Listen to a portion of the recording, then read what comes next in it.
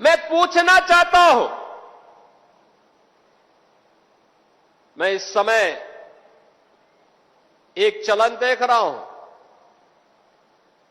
तमाम मौलवी और मौलाना इस समय एक बयान दे रहे हैं, कह रहे हैं गाय को राष्ट्रीय पशु घोषित करो।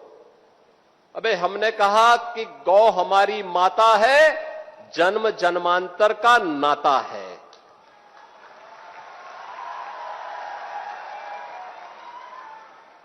क्या मां और पुत्र के बीच में कुछ घोषित करने की आवश्यकता पड़ती है क्या? क्या किसी पुत्र को बताने की आवश्यकता पड़ती है कि तुम्हारी मां है, इसका सम्मान करो? ये हमारे संस्कार हैं।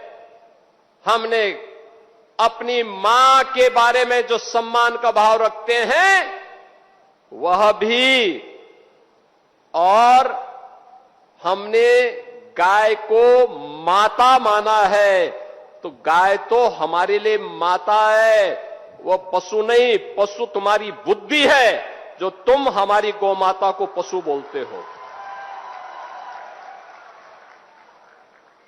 तुम्हारी सोच पशुवत है जो तुम गौ माता को पशु बोल रहे हो,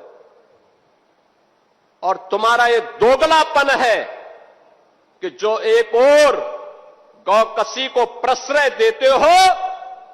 मैं देख रहा था बकरीद में तमाम उनके चेले चपाटे अपने सोशल मीडिया हैंडल पर बकर ईद पर गौ माता का चित्र दिखा करके कह रहे थे कि बकर ईद की बधाई दे रहे थे। लेकिन मैं उनको बोलना चाहता हूं, यूपी में गौ हत्या का मतलब जान रहे हो ना क्या होगा? वो जान रहे हो?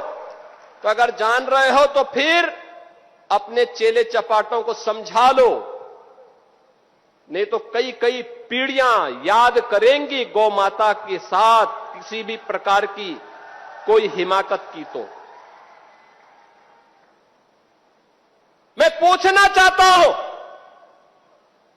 ये वही लोग हैं जो हमारी गौ माता को कह रहे हैं कि राष्ट्रीय पशु नहीं। अरे गौ माता तो स्वघोषित राष्ट्र माता है, उसको किसी को राष्ट्र माता घोषित करने की आवश्यकता नहीं।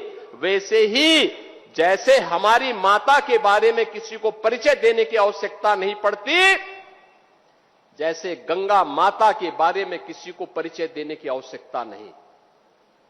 हम सब गंगा माता की आरती करते हैं, गंगा पूजा करते हैं, अपने साथ गंगा पुत्र जोड़ करके अपने को सम्मानित महसूस करते हैं। हमारे तीर्थ मां गंगा के तट पर हैं, हमारे सारे संस्कार मां गंगा के तट पर संपन्न होते हैं। क्या कोई हमें बताएगा कि गंगा हमारी माता है? ये स्वतः स्फूर्त घोषित है, किसी आक्रांता कोई बताने की आवश्यकता नहीं। ये हमारे संस्कार हैं। हमने गौ को माता माना है, हमने गंगा को माता माना है।